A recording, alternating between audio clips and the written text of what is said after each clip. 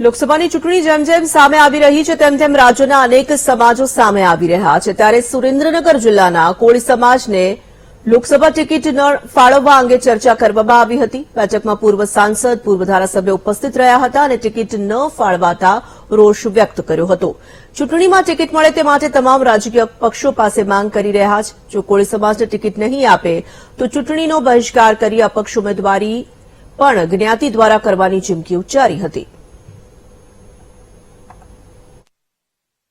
Committee બનાવી છે એ committee છે એ સમાજનું પ્રતિનિધિત્વ કોણ કરશે એની પેનલ કે એનું નામ જે કંઈ નક્કી કરશે એ નામો અને એ લાગણી પ્રદેશ કોંગ્રેસ સમિતિ સુધી પહોંચાડવાનો પ્રયત્ન કરીશું।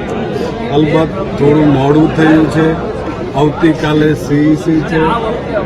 પ્રદેશનું નેતૃત્વ લગભગ કાલે નીકળવાનું છે, પરંતુ એ પહેલા લોકોની જે કંઈ લાગણી હશે એ લાગણી પ્રદેશ સમિતિ સુધી પહોંચાડવાનો પ્રયત્ન કરીશું।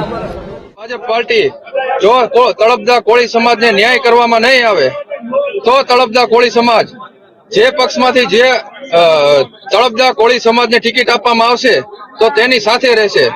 આમ જોઈએ તો સુરેન્દ્રનગર જિલ્લામાં તળપદા કોળી સમાજના 4 લાખ વોટિંગ હોવા છતાં આજ દિન સુધી તળપદા કોળી સમાજને ટિકિટ મળતી નથી।